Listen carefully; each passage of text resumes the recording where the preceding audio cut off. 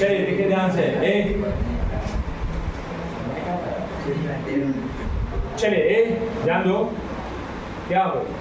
चलो देखो हम लोग बात कर रहे हैं बच्चों इंजेक्शन का, है ना। व्हाट इज इंजेक्शन, ध्यान दीजिएगा क्या होता है इंजेक्शन, पहले समझ लें।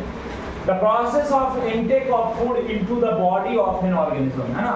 ये एक ऐसा प्रोसेस है जिसके द्वारा ऑर्गेनिज्म क्या करता है, फूड को इनटेक करता है बॉडी के अंदर through the mouth with the help of hand, है ना। या हैंड नहीं है, मान लीजिए अमीबा की बात करेंगे तो वहाँ सूडोपोडिया होता है। सूडोपोडिया मतलब होता है फॉल्स फिट, क्योंकि आपको पता है अमीबा है तो अमीबा तो एक सेल का बना है, हाथ पे कहाँ से आएगा। जब एक सेल का है, यूनिसेलुलर है, तो टिश्यू का फॉर्मेशन तो होगा ही नहीं, तो कहाँ से आएगा ऑर्गेन सिस्टम, है ना। तो वहाँ सूडोपोडिया होता है unicellular. But I am talking about human being here, okay. So यहाँ पे आप समझिएगा जब फूड को ऑब्टेन कर रहे हैं माउथ में तो through the with the help of hand, ठीक है। दूसरा है digestion. Digestion, the process in which the food containing large insoluble molecule is broken down into small water soluble molecule is called digestion.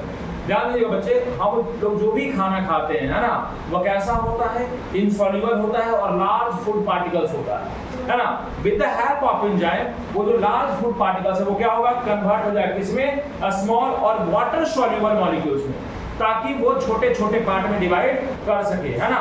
अब यहाँ पे देखिए हम लोग जो पानी पीते हैं उस पानी का क्या यूज, फूड के डाइजेशन में वो क्या करता है, हेल्प करता है। जो भी आप खाना खा रहे हो उसको क्या करता है, तोड़ने में मदद करता है ना। इसमें होते हैं हाइड्रोलाइटिक एंजाइम्स, ठीक है। बहुत सारे हाइड्रोलाइटिक एंजाइम हैं जो वाटर के प्रेजेंस में ही काम करेंगे, याद रखिएगा।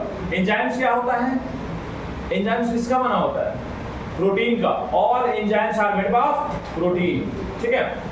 इसके लिए एक लाइन बोलते भी हैं, all enzymes are protein but all proteins are not enzyme. जितने भी एंजाइम्स हैं बच्चे वो सब क्या है, प्रोटीन से मिलके बने होते हैं।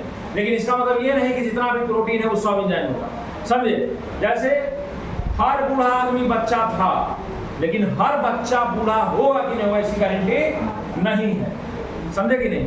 अरे जितने भी बूढ़े लोग हैं वो बच्चा, पहले बच्चे थे, फिर बच्चे से क्या जवान हुए, तब ना बूढ़े हुए, वो स्टेज को क्रॉस करके आए हैं, ठीक है। लेकिन इसका मतलब ये नहीं कि जो भी बच्चा है सब बूढ़ा होगा, कोई गारंटी नहीं है। आप 10th क्लास में हो तो आप ऐसा नहीं कि डायरेक्ट 10th में आ गए, ऐसी बात नहीं है। आप 1 2 3 बीच में हो सकता है, एक आध क्लास कोई गायब किया होगा, ऐसा होता है। लेकिन ऐसा नहीं कि आप डायरेक्ट जंप कर गए हो 1st to 10th, है ना। तो उसी तरीके से यहाँ पे देखिए जो भी होगा डाइजेशन वो सब एंजाइम्स के द्वारा होगा। अलग अलग फूड सब्सटेंस को डाइजेस्ट करने का अलग अलग एंजाइम है। बताओ तुम तुम बताओ कार्बोहाइड्रेट को डाइजेस्ट कौन सा एंजाइम करता है, कार्बोहाइड्रेट का डाइजेशन कौन सा एंजाइम करता है, कौन बताएगा, तुम बताओ। अभी तो बताए थे, बताए थे, बताए तो हैं तुम लोगों को। सैलिवरी अमाइलेज, और सैलिवरी अमाइलेज सलाइवा में होता है, ठीक है। अभी आगे हम लोग पढ़ेंगे इसके बारे में, जब ह्यूमन डाइजेस्टिव सिस्टम स्टार्ट करेंगे तो हम लोग पढ़ेंगे, ठीक है। अब यहाँ पे ध्यान दीजिएगा, सैलिवरी अमाइलेज कार्बोहाइड्रेट का डाइजेशन करता है। कहाँ शुरू करता है डाइजेशन, माउथ में।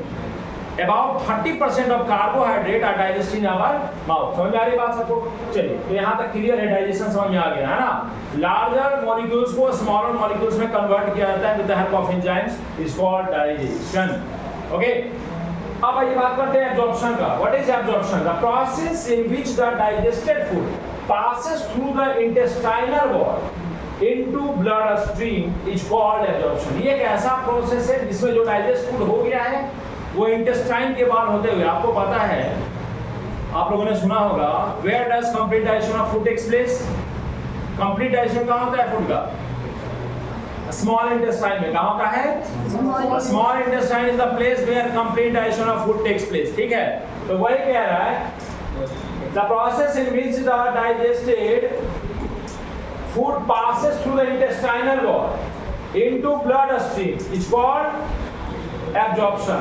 मतलब जितना भी डाइजेस्टेड फूड है वो सब इंटेस्टाइनल वॉल से होते हुए कहाँ चला जाए, ब्लड स्ट्रीम में चला जाए, तो उसको क्या बोलते हैं, एब्जॉर्प्शन। मतलब फूड हमारा एब्जॉर्ब हो गया ब्लड के द्वारा, है ना। अब देखिए जितने भी न्यूट्रिएंट्स हैं वो सब ब्लड के द्वारा क्या होगा, बॉडी के एक पार्ट से दूसरे पार्ट में चला जाएगा। अब बॉडी के एक पार्ट से दूसरे पार्ट में चला जाएगा, फिर वहां क्या होगा, उसका रेस्पिरेशन होगा। रेस्पिरेशन समझते हैं ना, फूड का ब्रेकडाउन होगा। है ना, the process of releasing energy from food is called respiration. Food से जो एनर्जी मिलता है बच्चों, उसको क्या बोलते हैं? रेस्पिरेशन बोलते हैं। समझ में आ रही बात? चलिए, तो यहाँ तक किसी को कोई दिक्कत? समझ में आ गया ना? हाँ। पक्का? हाँ।